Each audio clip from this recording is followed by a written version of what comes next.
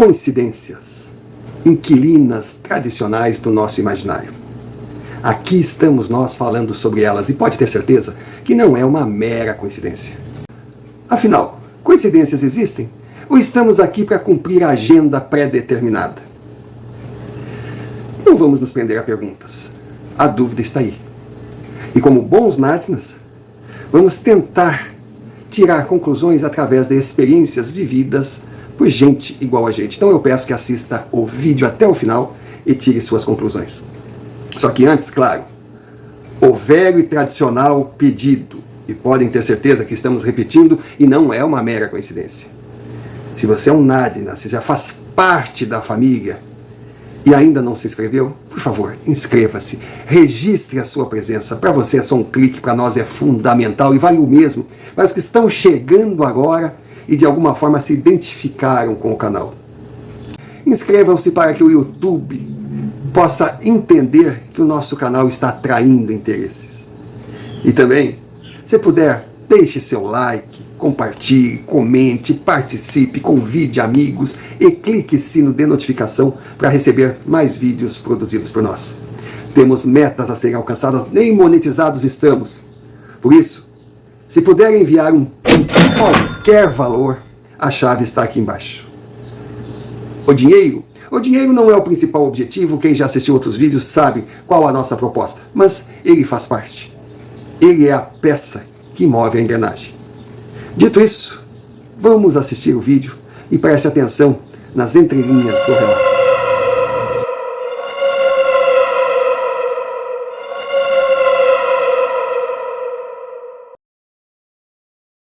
Gente amiga desse canal, boa tarde, muito bom estar aqui e poder contar uma experiência vivida que, sem dúvida alguma, mudou a minha vida. O meu nome é Alexandre, fictício, não se preocupe. E o que aconteceu, que eu vou relatar agora, foi em 1994. Na época, eu tinha 17 anos e passava por uma situação complicada na minha vida. Porque morávamos numa cidade média, acredito não ser necessário citar o nome. Tínhamos uma vida tranquila. Eu era o irmão mais velho de uma família de 3. Meu pai, um homem humilde, mas trabalhador. Nunca deixou faltar nada. A minha mãe estava no mesmo nível do meu pai. E nós tínhamos uma boa casa própria, não no centro, mas num bairro legal da cidade, próximo ao centro. Uma casinha de 3 quartos, um bom quintal. Um terreninho padrão interior, 15 de frente e 30 de fundos. E exatamente na frente da nossa casa, meu pai adquiriu outro terreno, pois ele dizia que o seu grande projeto era construir nesse terreno uma casa nova para nós e da nossa antiga residência criar a sua empresa, porque ele era ferramenteiro e o grande sonho de sua vida era ter uma ferragem. E certamente ele conquistaria, se o destino não tivesse outros planos. Meu pai, meu paizinho, meu amigo, o meu exemplo, aos 40 anos teve um infarto fulminante. Foi uma situação complicada. Não só o lado pessoal, emocional, porque foi um baque terrível. Um homem aparentemente forte, saudável, do nada sai para trabalhar e não volta mais. Questão financeira começou a assustar. Porque, incrível, né? Meu pai tinha algumas dívidas, nada extraordinário, aquelas dívidas do dia a dia, tipo a prestação do carro, outras prestações assumidas. Mas com a sua morte, a minha mãe herdou as dívidas. Só que ele já tinha 23 anos de contribuição previdenciária. E quando ele morreu, todo aquele dinheiro ficou para o governo. É coisas que não se consegue entender, porque não tem o que entender. A gente sabe exatamente qual é o significado. A sorte que meu pai, sempre precavido, fez um seguro de vida para ele, até com o desconhecimento de minha mãe, porque ela nem aprovaria, esse é dinheiro jogado fora, a gente é jovem, não vai acontecer nada, mas ele fez. Claro, um seguro meio modesto, ele não tinha esse dinheiro assim, para pagar grandes parcelas, mas foi um dinheirinho que nos ajudou a vencer os 2 primeiros anos, até que a gente começasse a entender a nova vida e aprender a conviver com aquela realidade. Eu, sendo o irmão mais velho, assumi. Parei de estudar no período da tarde, eu já estava praticamente me formando, fui para a noite, arrumei um trabalho, só abandonei o sonho de fazer a minha faculdade, porque daí estava totalmente fora do que a gente podia bancar. O diploma de curso superior iria esperar eu apenas concluir o meu ensino básico. E aí, a vida continuou. Só que também, a minha mãe trabalhava muito.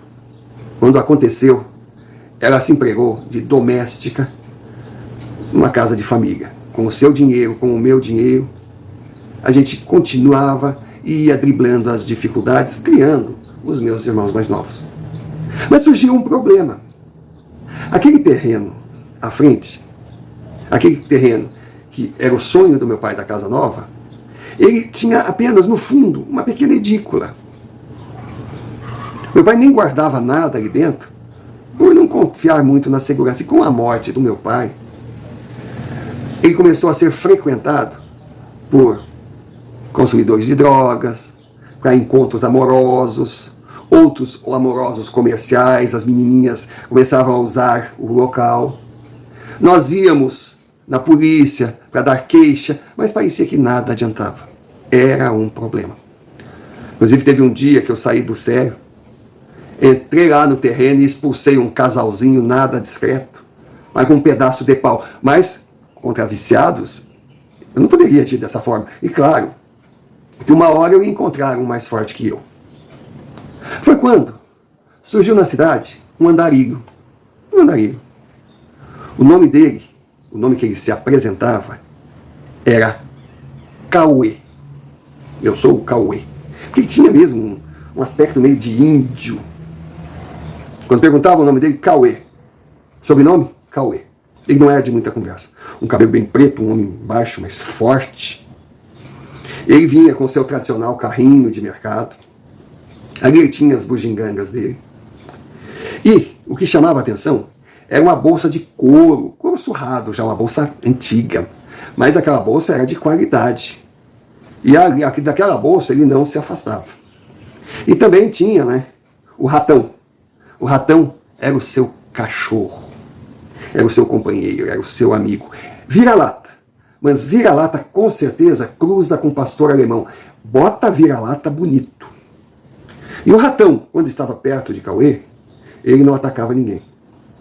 Cauê, como morador de rua, ele ia para debaixo das marquises dormir, o ratão sentava do seu lado. Ai que alguém tentasse se aproximar. Mas fora isso, os dois não faziam mal para ninguém. E logo a gente percebeu que ele não tinha chegado ali para ser simplesmente passagem. Não sei se gostou da cidade ou daria um tempo, não queria pegar a estrada. Mas ele começou a catar latas. Aquele serviço de sempre, lata, plástico, papelão, tudo no seu carrinho. Ele deixava suas bugigangas embaixo de uma marquise na cidade, menos a bolsa. E de noite dormia ali. E não sei por que cargas d'água. De repente eu acordo de manhã, enquanto Cauê e Ratão dormindo na varandinha que tinha na edícula. Quando eu olhei aquilo, era uma manhã bonita, ainda estávamos no verão, ele estava ali deitado. Eu não sei porquê, eu não tive a ideia de ir ali expulsá-lo, dizer que era área particular. Não sei, foi algo que veio de dentro. Aí eu até comentei com a mãe, mãe, sabe aquele morador de rua? Ele está dormindo ali no terreno. E o que nós vamos fazer? Por enquanto nada, mãe. Vamos deixar. E eu fiquei prestando atenção.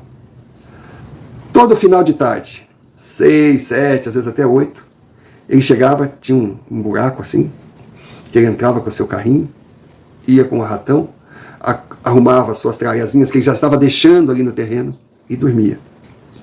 Mas o que me chamou mais atenção é que ele chegava quietinho, de manhã ele ia embora, e não fazia bagunça, não fazia nada. Eu digo, olha, tá aí. Quem sabe é uma solução. Porque com o ratão ali, quem entraria? Quem entraria? Aí eu fui falar com ele. Quando ele estava saindo, de manhã eu cheguei, bom dia. Ele, bom dia. Eu sou o proprietário do terreno. Sem problema, senhor. Se o senhor permitir, eu deixo minhas coisas aqui de noite, que eu não tenho para onde levar, eu estou saindo para o trabalho, mas de noite eu pego, vou embora, eu não quero incomodar, não quero problema com ninguém. Eu digo, não, calma, homem, calma, homem. Eu tenho uma proposta para lhe fazer. O que eu posso negociar com o senhor? Eu não tenho nada, eu não tenho nada. Eu digo, não. O senhor pode dormir aqui. E eu lhe digo mais. Eu lhe dou a chave do cadeado. Eu lhe autorizo a tirar as madeiras que estão pregadas nas janelas. O senhor pode dormir dentro da casinha. Ué, mas por que o senhor está fazendo isso por mim? Eu digo, não estou fazendo pelo senhor, estou falando por nós. Aí expliquei a situação do terreno. Aí disse que se ele morasse ali, se ele cuidasse do local, não fizesse bagunça e não usasse fogo, não, algum problema, ele não tinha problemas com drogas, ele não era alcoólatra, isso parecia meio... Ele poderia ficar ali, que inclusive eu ia mandar religar a água e a luz, eu pagaria a conta. Aí ele teria uma cozinhazinha, ele teria um banheirinho até com banho quente e um quartinho. A casinha precisava de um monte de reforma, tinha um monte de buraco, tinha um monte disso, mas quem dormia na rua, aquilo era uma mansão. Ele olhava assim, mas bem desconfiado. O senhor tem certeza que é só isso? Eu digo, tenho. Você não me conhece, eu não te conheço. Eu estou confiando em você, a minha propriedade, e em troca acreditando que você vai cuidar dela. Então confie em mim. Se for um bom negócio para você, perfeito. Se não for, você vem aqui à noite, pegue suas coisas e siga seu caminho. E fui trabalhar. Fui trabalhar. Quando chegou a noite, eu só fiquei olhando na janela. Ele entrou, acomodou as coisinhas para dormir. Eu digo, ai, graças a Deus. Eu não sei, eu tinha essa coisa comigo. Não sei. Aí fui, atravessei a rua, bati palma, ele veio, o ratão já veio pro meu lado, mas já era meu amigo de infância. Aí entreguei a chave do cadeado, conforme prometido. Aí fui para casa.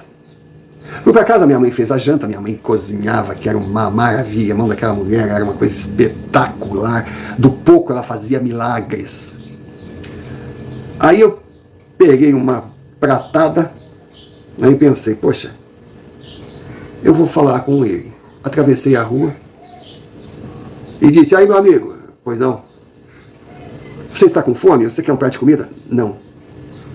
Não, se você está com fome, não. Eu digo, mas por quê? Porque se eu aceitar a comida do senhor, o senhor passará a se considerar meu dono. Eu vi aquela firmeza, aquela certeza. Eu disse, tá bom então, tá bom. Você não quer comida? Perfeito. Mas permite que eu dê comida para o ratão? Ele olhou para o ratão olhou para ele, parecia até que entendia. Estava na cara que eles não estavam famintos, mas sentiam fome. O ratão disse que concorda. Eu virei as costas, peguei uma panela que a minha mãe tinha lá e botamos comida, mas comida para o ratão se fartar.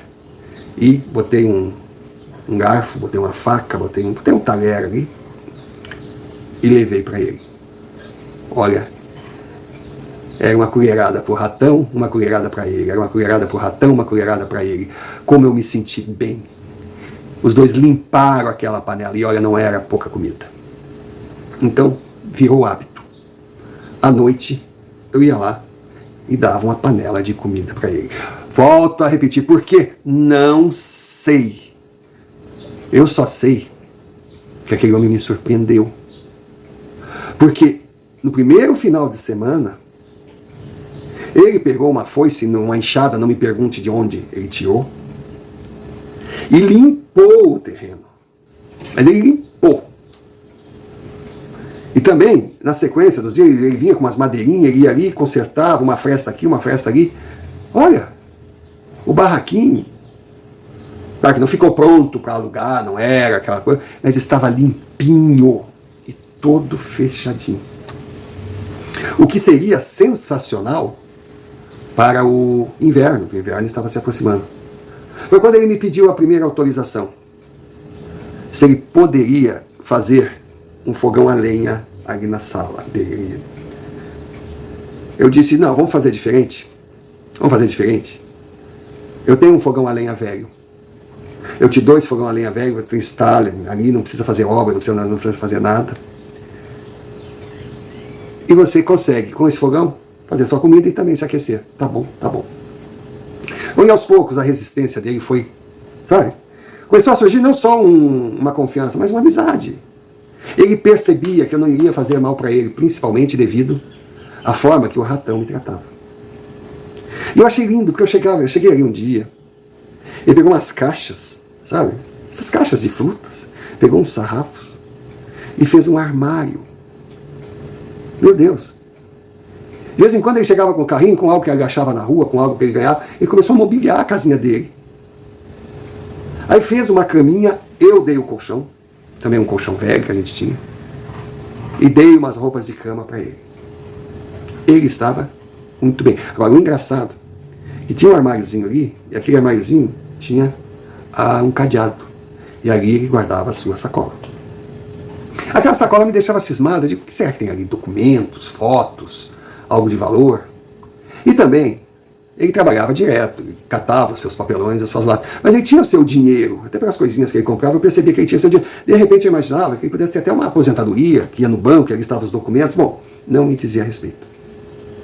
Mas é claro, catador de lixo, catador de lata, morador de rua mesmo, estando morando na rua, andarilho, ele enfrenta a barreira do preconceito e da falta de respeito, principalmente daqueles filhinhos de burgueses, aqueles... E ele, de vez em quando, ele tinha que encarar um ou outro.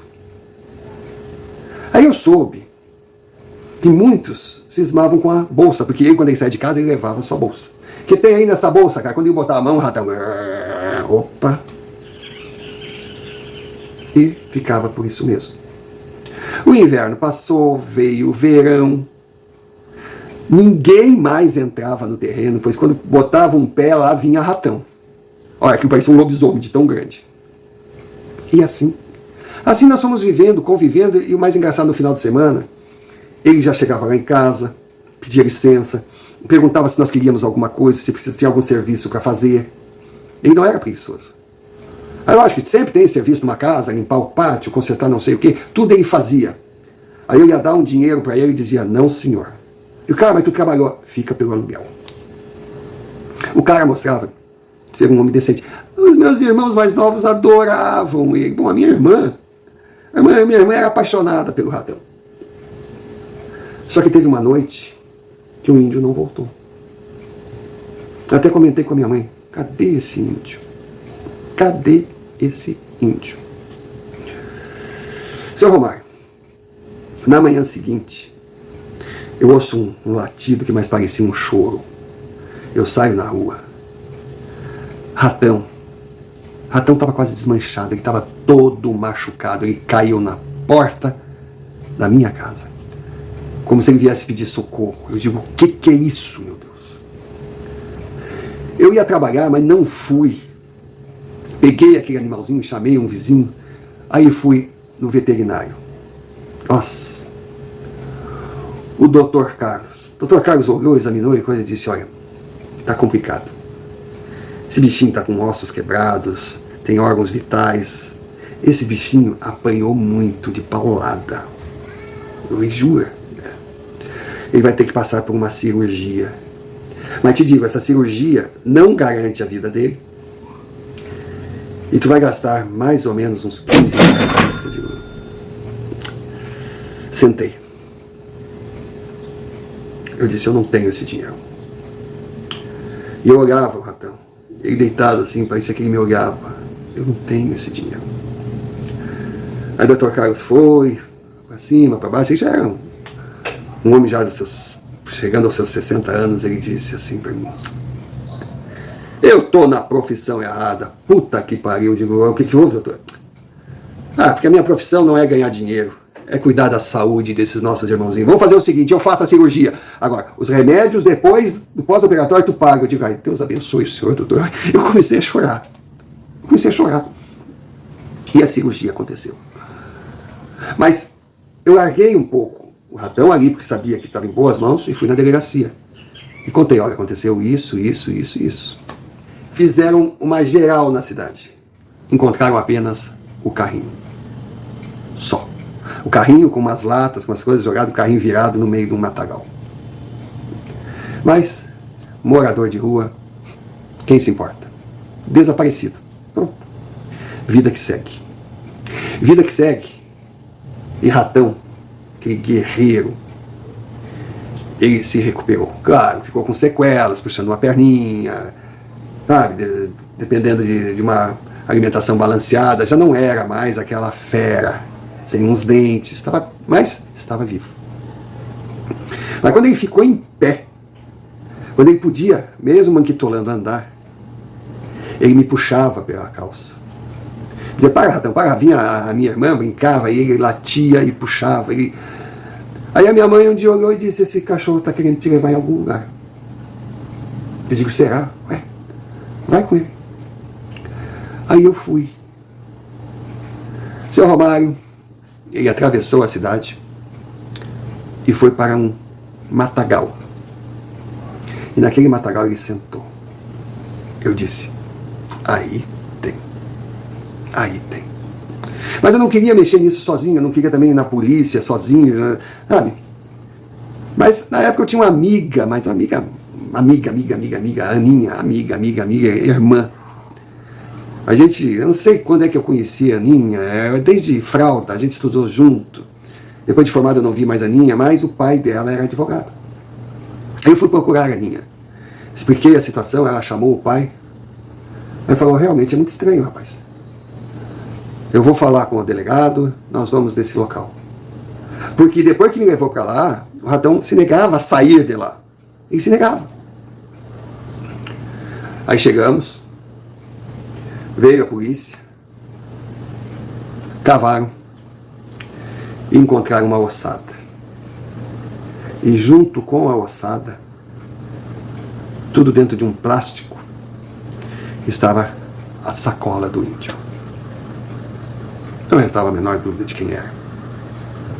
Aí abrimos aquela sacola e, de fato, tinha fotos, tinha documentos, tinha o cartãozinho lá que ele usava para retirar a sua aposentadoria. A vida dele estava ali, naquela sacola.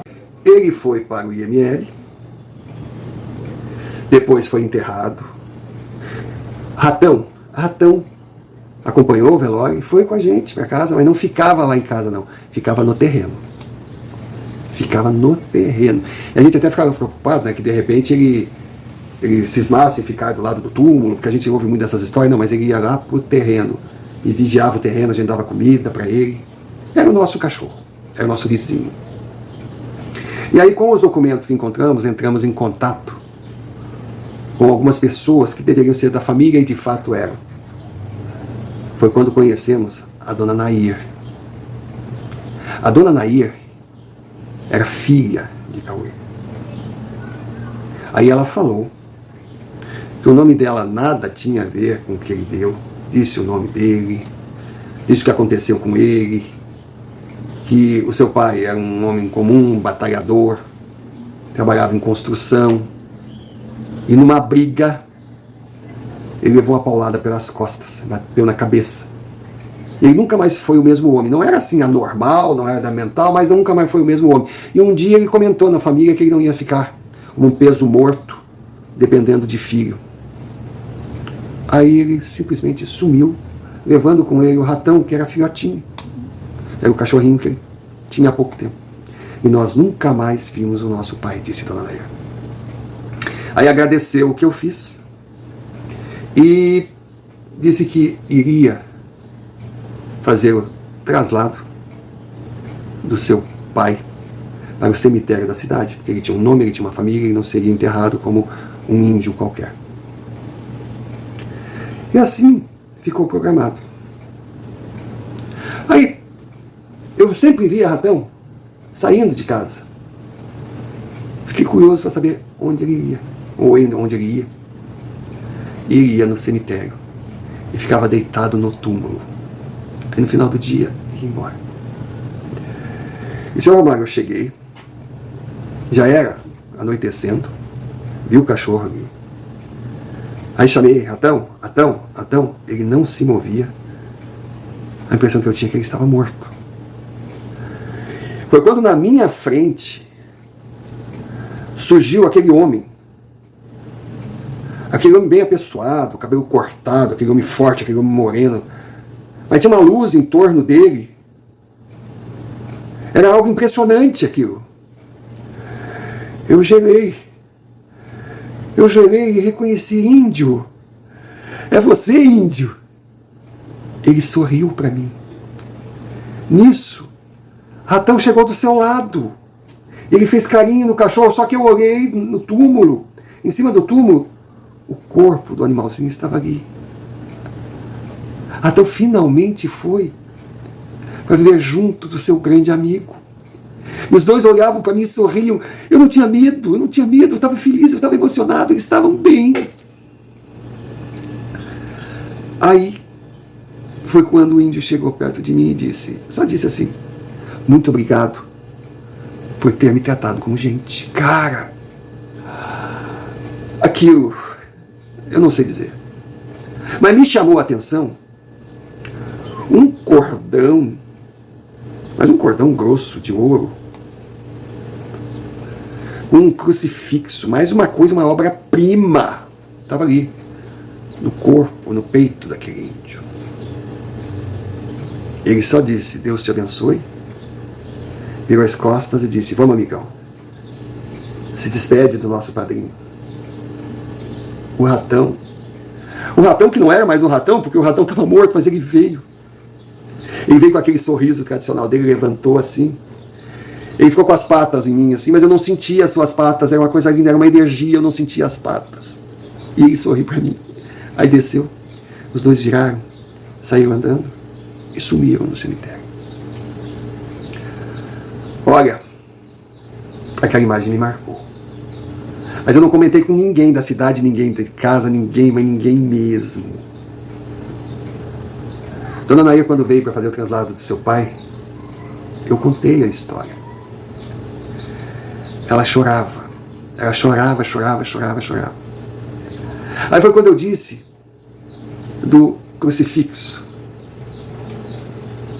Ela me explicou que a sua avó era índia.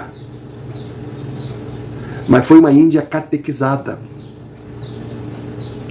Foi uma índia convertida à religião católica. E ganhou aquele crucifixo de ouro no dia do seu batismo. Meu bisavô cuidou daquele crucifixo que pertencia à sua filha. Era uma bênção de Deus, porque ela recebeu do missionário que a batizou. Quando cresceu, a minha avó recebeu do seu pai aquele crucifixo. E ao falecer, ela deu para o meu pai. Era a única lembrança que nós tínhamos dos nossos ancestrais. E era a maior relíquia da vida do meu pai. Inclusive, quando eu soube que encontraram a bolsa de couro, que ele não largava nunca, sem o crucifixo, eu estranhei, mas logo pensei que deve ter sido roubado, mas eu não iria falar nada, porque roubado aonde? Se ele estava há quase uma década andando pela vida. Aí eu fiquei quieto. E por causa desse crucifixo, a dona Nair tinha certeza que aquela aparição era o seu pai. Bom, eu não tinha a menor dúvida. Mas aquilo ficou na minha cabeça. Aí, conversando com a Aninha, eu comentei com ela sobre tudo, sobre o crucifixo. Ela disse assim: um crucifixo, um cordão de ouro, um crucifixo com algumas pedras. Eu digo: é isso mesmo. Como você sabe? Ué, o Marcos Paulo foi um dos que se formaram com a gente no ensino médio. Depois eu nunca mais o vi, porque não segui nos estudos. Mas ele era um dos playboyzinhos da cidade, aqueles filhinhos de papai, que foi para a capital fazer o seu curso, voltava esporadicamente. E a Aninha me falou que Marcos Paulo, o Marcão, o Paulinho, estava desfilando com aquela joia maravilhosa. Eu não tive dúvidas. Fui na polícia. Fui na polícia com o pai de Aninha, com o advogado. Contei toda a história. O delegado ria. Quer dizer que tu quer que eu dê ordem de prisão pro filho do Dr. Rangel? Porque uma assombração te mostrou. Eu digo, não, não quero não. Não quero não. A filha dele se propôs a testemunhar. Aí o delegado, diante do advogado, mesmo a contragosto, porque não queria confusão com seu amigo doutor, ele aceitou, recebeu testemunho de Dona Nair. Dona Nair veio documentada com fotos, mostrando a peça, mostrando tudo, que não tinha dúvidas, aquela peça pertencia a seu pai. E o tal do Marcão teria que explicar.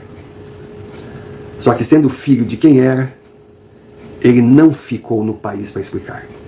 Caiu no mundo e o delegado deu um jeitinho de arquivar o processo, porque, sem dúvida alguma, ele não iria contra seu grande amigo, Dr. Rangel, por causa de um morador de rua, mesmo que as acusações fossem procedentes.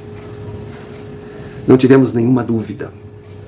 Seria mais um caso de justiça no país que viraria pizza. A gente que mora onde mora já estava acostumado, porque se quisesse ter tratamento de primeiro mundo, que nascesse na Suíça e não nascesse por aqui. Mas pelo menos a gente tinha consciência que o índio estava sepultado entre os seus e que a peça, o crucifixo, voltara para a família, porque num passe de mágica ela foi encontrada por alguém que não se identificou, mas por ser muito honesto, deixou no correio. Aí no correio souberam dessa coisa toda, entregaram para a polícia devolveu para a família e ficou por isso mesmo. Ou seja, meia justiça foi feita. A outra justiça, quem judiou do ratão da forma que judiaram, e quem tirou a vida do índio, isso todos sabiam quem foi, ou foi um dos, mas não fariam nada. Mas no final, veio a surpresa. Porque Dona Nair, quando voltou para a cidade para testemunhar, ela veio acompanhada de Érica, sua filha mais velha, aquela índia encantadora, que me encantou já no primeiro encontro, e que hoje é a Dona Érica, minha esposa, parceira de uma vida, mãe dos meus 3 filhos, os netos do índio e sobrinhos do ratão.